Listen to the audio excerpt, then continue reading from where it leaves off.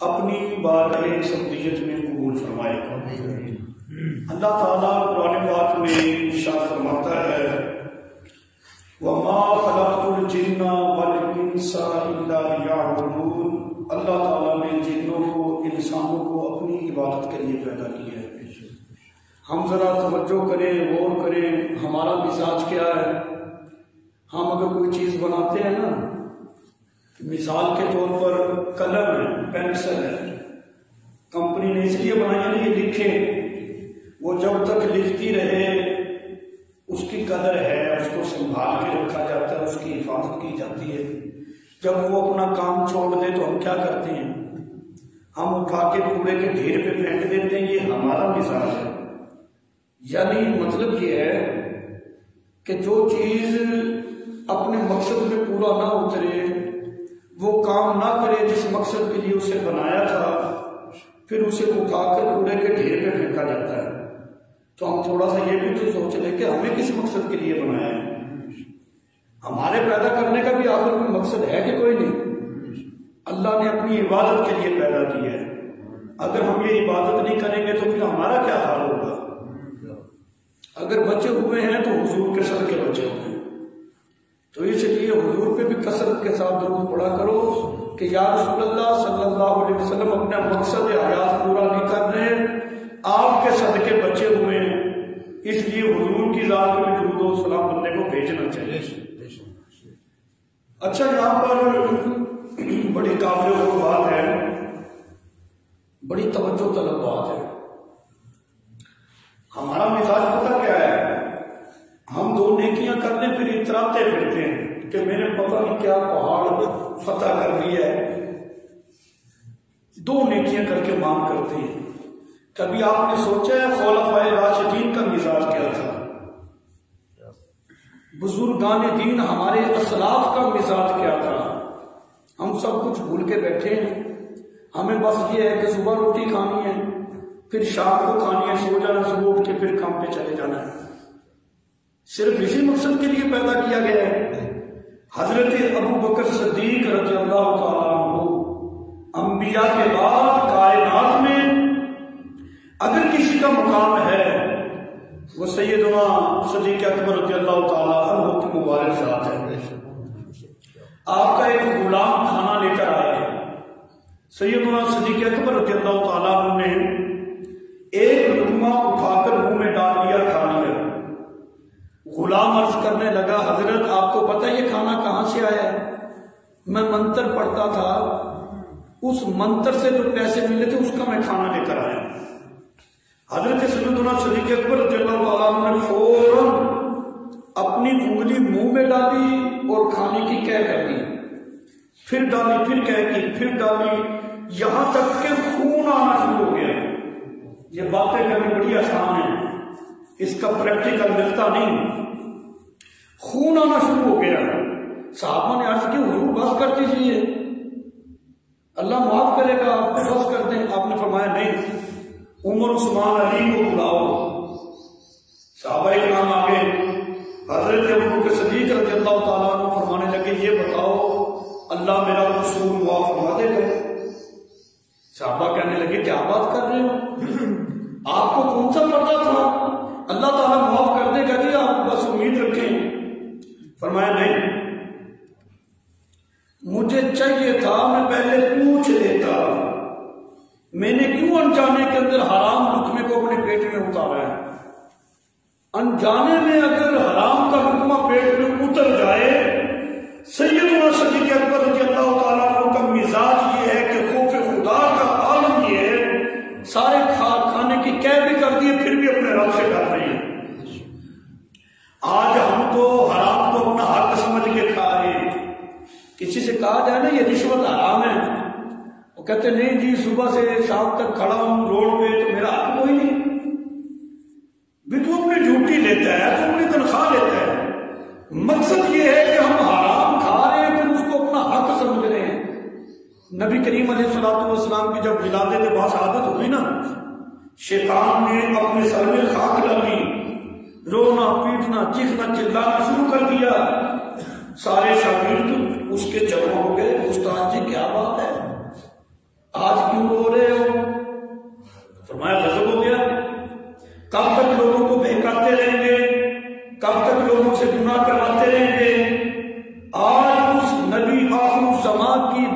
ہو گئی ہے کہ اگر اس کا امتی دن میں 70 مرتبہ بھی سچے دل سے توبہ کرے گا تو رب معاف فرما دے گا۔ کب تک گناہ فرمائیں گے؟ وہ شبیر استاد سے بھی آگے نکلے، کہنے لگے استاد کے پاس اتنی بات ہے، ہم لوگوں کے ذہنوں میں ایسا فطور ڈال دیں گے، یہ گناہ کریں گے لیکن گناہ کو گناہ سمجھیں گے ہی نہیں۔ کیا خیال ہے؟ وہ دور آ نہیں گیا؟ ہم گناہ کرتے ہیں، گناہ کو گناہ سمجھتے بھی، اپنا حق سمجھ کے کھا جاتے ہیں۔ خوف خدا پیدا کرو، آخر ایک دن مرنا ہے، اس مٹی میں ہم نے جانا ہے۔ کیا یہ دیکھتے نہیں ہو ہر چیز اپنی اصل کی طرف لوٹ رہی ہے؟ ہم مٹی سے بنے تو ہم نے مٹی میں جانا ہے آخر ایک دن۔ کیا ہم لے کر جائیں گے رب کی بارگاہ میں؟ رب فرمائے گا میں نے تو عبادت کے لیے پیدا کیا تھا، تو نافرمانیاں کرتا رہا اور اتنا تو دلیر ہو گیا، حرام کھاتا تھا پھر اس کو اپنا حق سمجھ لیتا تھا۔ حضرت عمر فاروق رضی اللہ تعالیٰ عنہ، جن کے بارے میں کریم آقا علیہ السلام کا فرمان ہے، حضور نے فرمایا میرے بعد اگر نبوت کا دروازہ کھلا ہوتا، میرے بعد اگر کسی نبی نے آنا ہوتا تو میرے بعد نبی عمر ہوتے، جن کے بارے میں حضور علیہ السلام فرماتے ہیں کہ جتنے آسمان کے ستارے ہیں اتنی نیکیاں میرے عمر کی ہیں۔ وہ عمر جن کے بارے میں آتا ہے کہ آپ اپنا آسا جو ہے زمین پر مارتے ہیں تو زمین کا زلزلہ رک جاتا ہے، آپ نے فرمایا رک، عمر تجھ پہ عدل نہیں کر رہا۔ وہ عمر جس کی چٹھی زمین کو جائے زمین بڑھیا کا تیل واپس کر دیتی ہے، وہ حضرت عمر فاروق رضی اللہ تعالیٰ عنہ جن کے سائے کو دیکھ کر شیطان کب کب آتا ہے۔ ایسی حیبت، ایسی جلالت، اتنے جلیل القدر صحابی خلیفہ دوم حضرت عمر بن خطاب رضی اللہ تعالیٰ عنہ، خوف خدا دیکھو، قافلے کے ساتھ جا رہے ہیں، گھوڑے پہ سوار ہیں، قافلے میں سے ایک آدمی نے آیت پڑھ دی وَلِمَنْ خَافَ مَقَامَ رَبِّهِ جَنَّتَانِ، ایسا خوف طاری ہوا، ایسی غشی آئی کہ گھوڑے سے زمین پر تشریف لے آئے، بے ہوش ہو گئے، صحابہ اٹھا کر گھر لے گئے، کب کبھی طاری ہے، تیز بخار ہو گیا۔ صحابہ کرام عیادت کے لیے گھر آئے، پوچھنے کے لیے کیا طبیعت کیسی ہے۔ حضرت عمر بن خطاب رضی اللہ تعالیٰ عنہ فرمانے لگے اور مجھے کچھ بھی نہیں ہوا، میرے لیے دعا فرما دو کہ رب عمر کو معاف کر دے تو میں بس ٹھیک ہوں۔ جس کے سائے سے شیطان گھبراتا ہو، جس کی نیکیاں آسمان کے ستاروں کے برابر ہو، جن کے بارے میں حضور کا یہ فرمان ہو کہ میرے بعد اگر کوئی نبی ہوتا، نبوت کا سلسلہ ہوتا تو عمر ہوتا، چونکہ ہے نہیں تو اب عمر نبی نہیں ہو سکتا۔ اتنے مرتبے کا مالک خوف خدا کیا ہے کہ دعا کرو رب مجھے معاف کر دیں۔ آج ہم 4 نیکیاں کر کے کسی کو سانس نہیں لینے دیتے، بھی میں پتہ نہیں اب کیا بن گیا ہوں، 4-5 نمازیں پڑھ کے، اور رب سے ڈرتے رہا کرو، عبادت بھی کرو، رب سے ڈرو بھی، وہ بے نیاز ہے۔ کیا گارنٹی تمہارے پاس ہے کہ تمہاری عبادت قبول بھی ہوئی ہے کہ نہیں؟ جن کی قبول ہی قبول تھی، جن صحابہ کو حضور علیہ السلام نے ان کی حیاتی میں جنت کی سندیں عطا کر دی تھی، وہ اتنا خوف خدا اور اتنا اپنے رب سے ڈر رہے ہیں۔ پتہ نہیں کہاں سے ہمارے اندر اتنی دلیری آ گئی ہے۔ حضرت عثمان غنی رضی اللہ تعالیٰ عنہ پتہ نہیں کتنی مرتبہ حضور نے فرمایا عثمان تو جلتی ہے، خوف خدا دیکھو۔ مسلمانیت تو یہ تھی، ہم پتہ نہیں کہاں چلے گئے۔ حضرت عثمان غنی رضی اللہ تعالیٰ عنہ قبر پہ کھڑے ہیں، آج دین کہاں ہے، کہاں سے جب آیا، کہاں کو جا رہا ہے، میں اس کی بات نہیں کرتا، میں صحابہ کی بات کر رہا ہوں۔ قبر پہ کھڑے ہیں، قبر پہ کھڑے ہو کر رو رہے ہیں، یہاں تک کہ آپ کے آنسوؤں سے آپ کی داڑھی مبارک تر ہو گئی۔ آپ کے غلام نے عرض کی حضور بس کر دیجیے، آپ تو بخشے ہوئے ہیں، پتا تھا نا حضور نے جنت عطا کر دیا، آپ تو بخشے ہوئے ہیں، بس کر دے۔ حضرت عثمان غنی رضی اللہ تعالیٰ عنہ فرمانے لگے آپ نے فرمایا کہ میں نے نبی پاک علیہ الصلوۃ والسلام سے سنا ہے، حضور علیہ الصلوۃ والسلام نے فرمایا کہ قبر جو ہے آخرت کی منزلوں میں سے پہلی منزل ہے، جو بندہ جہاں کامیاب ہو گیا ان کے لیے وہ کامیاب ہے۔ تو قبر کوئی آسان کام نہیں جتنا ہم نے آسان سمجھا ہوا ہے۔ میں کبھی کبھی بڑا سوچتا ہوں، بڑا پریشان ہوتا ہوں، کم از کم ان لوگوں کو تو گناہوں سے بچنا چاہیے نا جس گھر سے میت اٹھتی ہے، اپنے گھر سے میت خود اٹھائی، قبرستان لے گئے، خود قبر میں اس کو اپنا رکھا ہے، اوپر مٹی ڈال کے آ گئے ہیں، ابھی تک بھی ان کے لیے کوئی عبرت، کوئی نصیحت ان کے لیے نہیں ہے، تو پھر کون سی ایسی چیز ہے جو ان کو آ کے سمجھائے؟ آج اس کی میت اٹھ رہی ہے تو کل کو ہماری نہیں اٹھ سکتی۔ کس چیز پہ بھروسہ کر کے ہم بیٹھے ہیں اور کس چیز کا ہم انتظار کر رہے ہیں کہ وہ وقت آئے گا تو کریں گے؟ اللہ رسول کو ٹائم نہ دو، اس کو تاریخیں نہ دو کہ جی داڑھی شریف لوگ کہتے ہیں کہ بس بیاہ ہو جائے تو بیاہ تو بعد رکھ لیں گے، نماز پڑھ لا، ہاں ٹھیک ہے جی آج کپڑے نہیں ٹھیک، پرسوں کو شروع کر لیں گے، جمعے کو شروع کر لیں گے۔ یہ صورت حال ہماری ہے۔ رب ہمیں ٹائم دیتے ہیں کہ آج روٹی کوئی نہیں کل کو دیں گے۔ جس رب نے پیدا کیا وہ تو تجھے رزق روزانہ دے رہے ہیں، جب تجھے بھوک لگتی ہے تجھے رزق ملتا ہے، 5 وقت اس کی بارگاہ سے جب بلاوا آتا ہے اس کی بارگاہ کا کہ آپ بندے اور اپنے رب کے سامنے آ کے جھک جا، پھر تجھے دنیا کے کام یاد آ جاتے ہیں۔ اور افسوس ہے کبھی کبھی تو دل یہ کرتا ہے کہ بندہ بس کہیں تنہائی میں نکل جائے، دنیا کا رخ ہی نہ کرے، لوگوں کو دیکھے ہی نہ، کہ جس چیز کا ذمہ رب نے لیا ہے ہم اس کے لیے پریشان ہیں۔ رزق کا ذمہ تو رب نے لیا ہے، حدیث پاک ہے، میں نے خود پڑھائی ہے، جامعہ صدیقہ رضویہ میں تھوڑا حدیث شریف کی کلاس میں خود یہ حدیث پڑھائی۔ جب بچہ پیدا ہوتا ہے 120 دن کا ہو جاتا ہے، فرشتہ آ کر جہاں دوسری چیزیں لکھتا ہے یہ بھی لکھ دیتا ہے، کتنا کمائے گا کتنا کھائے گا، اس کا رزق مکمل طور پر اس وقت لکھ دیا جاتا ہے جب وہ ماں کے پیٹ میں ہوتا ہے۔ یہ تو اللہ نے دینا ہے، جو ذمہ داری رب کی ہے ہم نے اپنی سمجھ لی اور اس کے لیے پریشان ہو رہے ہیں۔ کوئی ہمارا کام وما خلقت الجن والانس الا ليعبدون، ہمیں عبادت کے لیے پیدا کیا گیا ہے، ہم پوری دیانتداری کے ساتھ پوری پابندی کے ساتھ اللہ کی عبادت کریں۔ رزق کی ذمہ داری ہماری نہیں، وہ رب کی ہے، وہ رب تمہیں رزق خود عطا کرے گا۔ بندہ کسی فیکٹری میں لگ جائے تو ایڈوانس تنخواہ ملتی ہے، ایک بھروسہ ہی ہے نا جی، بھی مہینہ کام کرو، مہینے کے بعد تمہیں اتنی سیلری ملے گی، 15,000 20,000 25,000 30,000، یہی کچھ ہوتا ہے نا جی۔ مزدور آدمی کو کیا ملتا ہے؟ ہم بھروسہ کر کے بیٹھ جاتے ہیں مہینے کے بعد مجھے اتنی سیلری دے گا۔ بندے پہ بھروسہ کرتے ہو، رب پہ کیوں نہیں کرتے؟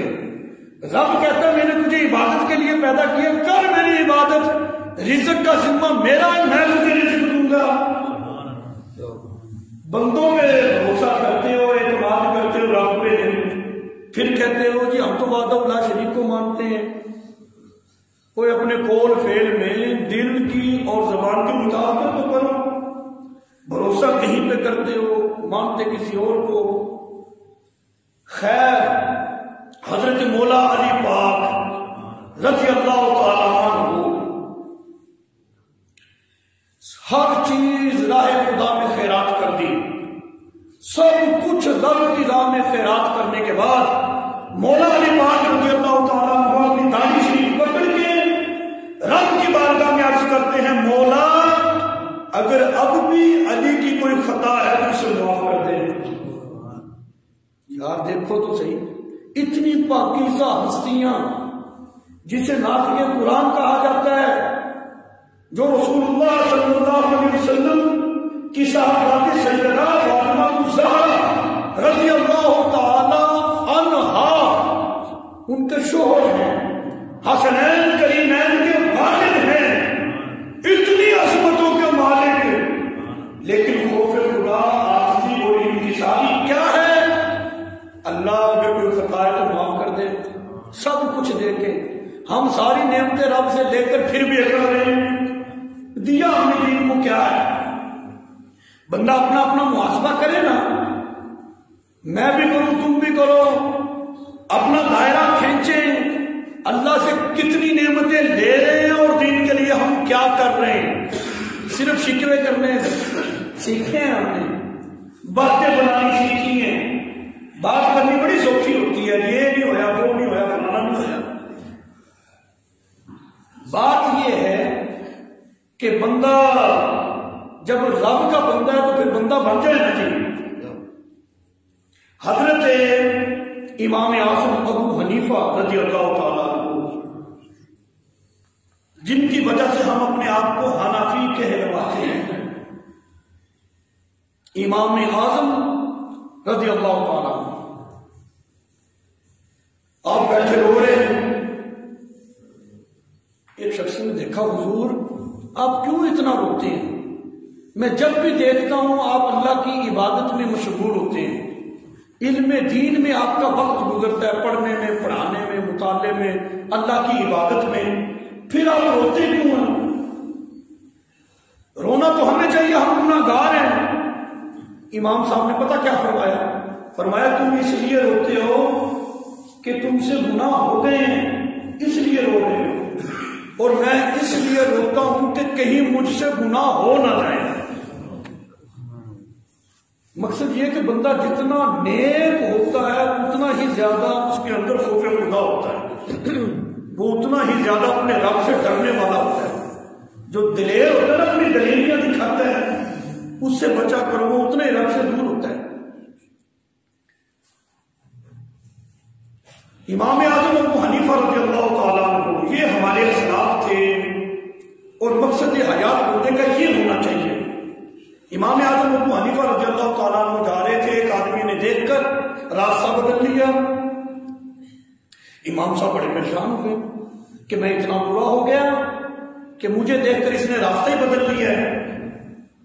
فرمایا خدا کے بندے بات سن، مجھے دیکھ کر راستہ کیوں بدلا تم نے؟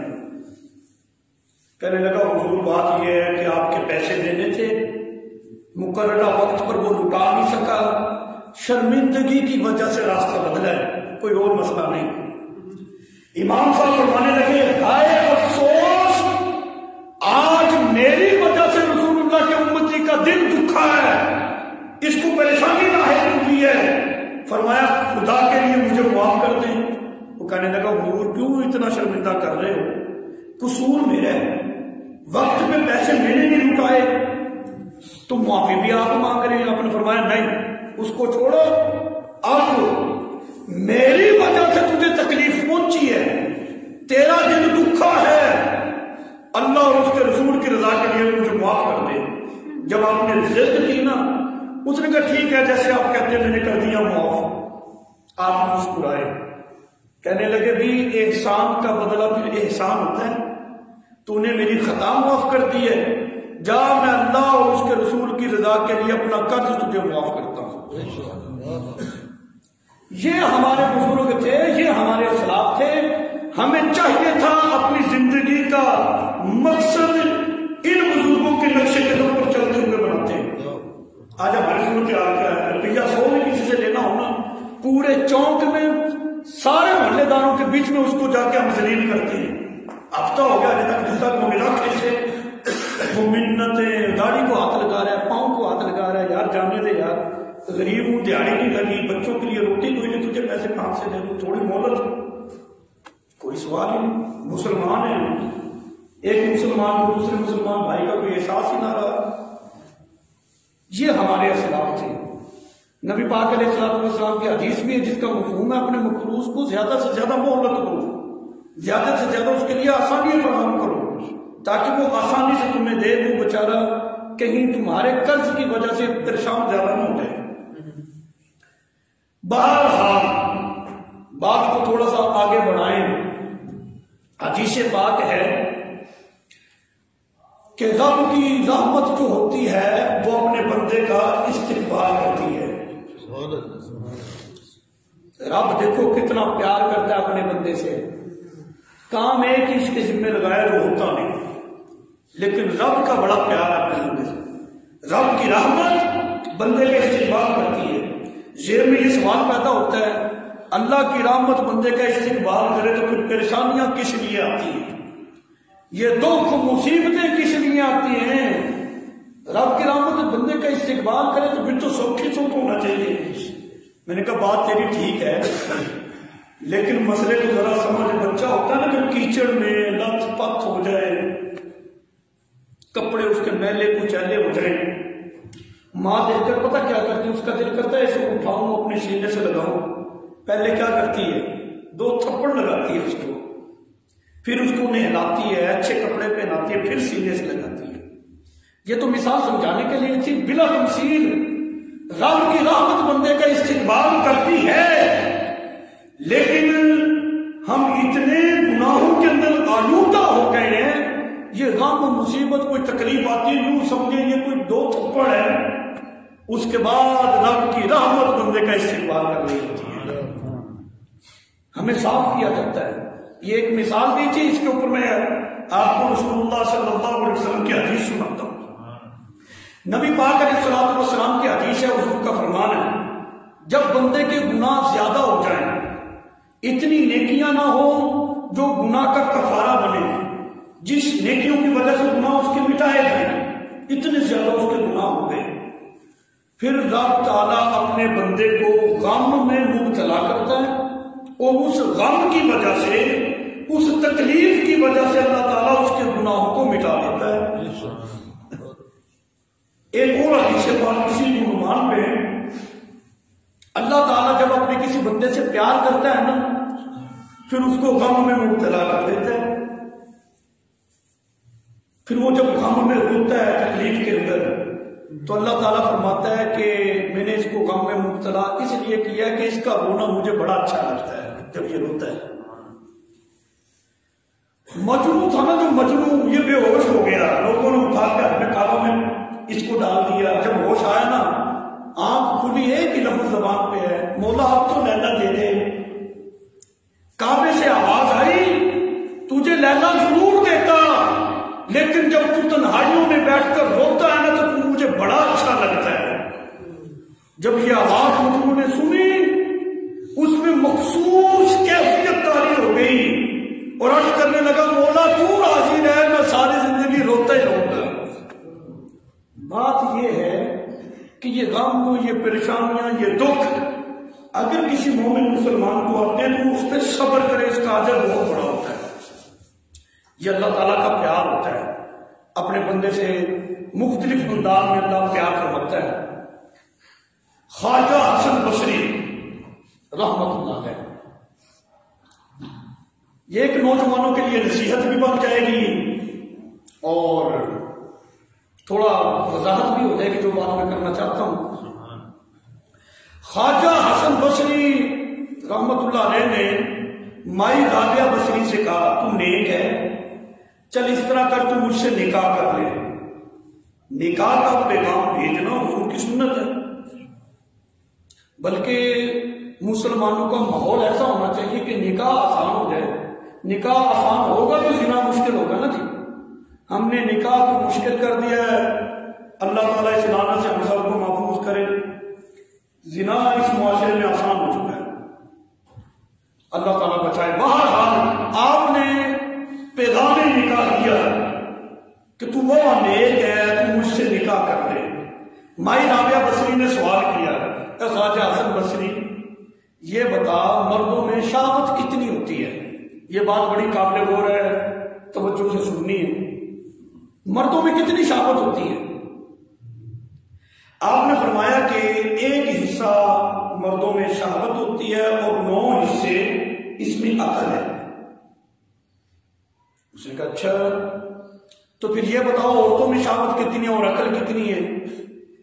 خواجہ حسن بصری رحمت اللہ علیہ فرمانے لگے عورتوں میں 9 حصے شہوت ہوتی ہے، 1 حصہ عقل ہے، یعنی ان کی شہوت ان کی عقل پہ غالب ہوتی ہے۔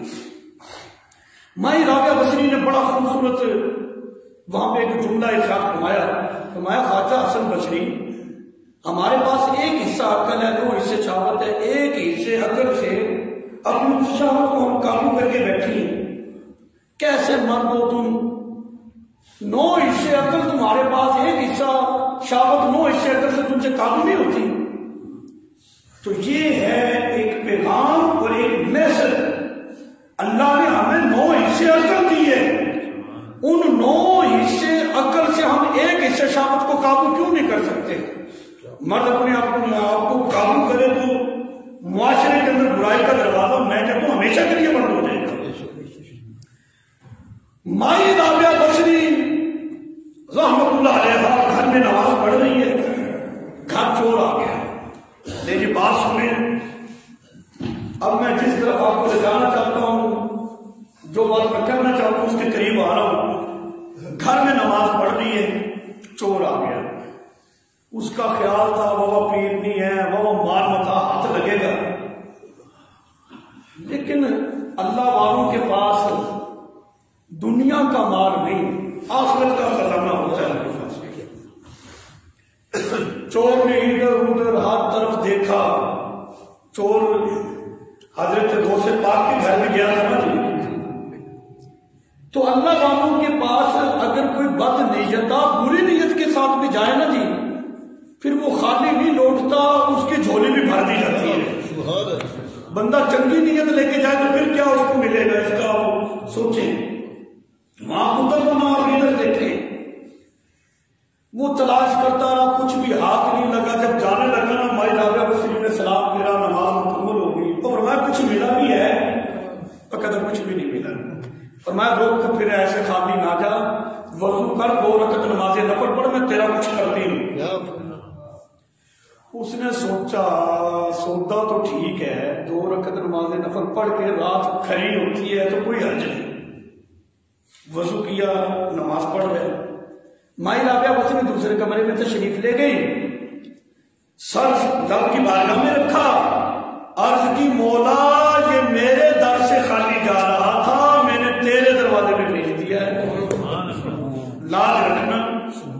یہ وہ مائی رابعہ بصری ہے جب حج سے واپس آئی نا، گھر والوں نے کہا اونٹ مر گیا، آپ نے مصلی بچھایا، رب کی بارگاہ میں ہاتھ کھڑے کر دیے، مولا مجھے اپنے گھر بلا لیا، میرا اونٹ مار دیے، ہاتھ اٹھایا، مولا یہ کیا ہے؟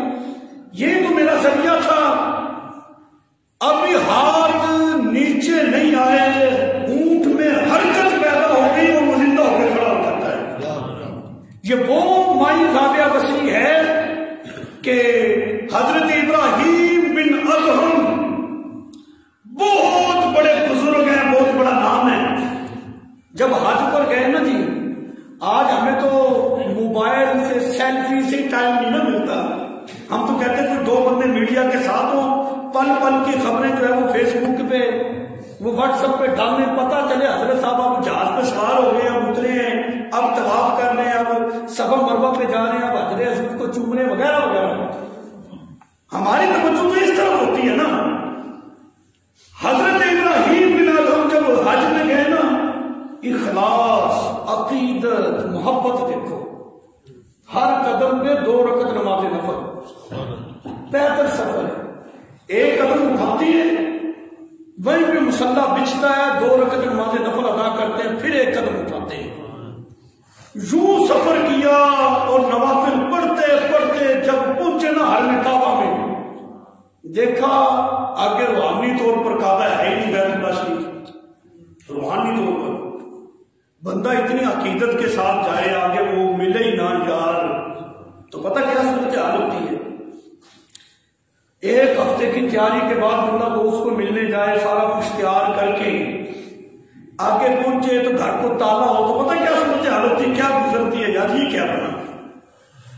ابراہیم بن ادہم اتنے اخلاص، اتنی محبت کے ساتھ جب حرم کعبہ پہنچے، روحانی طور پر کعبے کا وجود ہی کوئی نہیں، رب کی بارگاہ میں عرض کی مولا یہ کعبہ کہاں چلا گیا؟ غیب سے آواز آئی ہے ابراہیم ہماری بندی رابعہ بصری آ رہی ہے، یہ کعبہ اس کا استقبال کرنے گیا ہے۔ یہ وہ مائی رابعہ بصری ہے، سر رب کی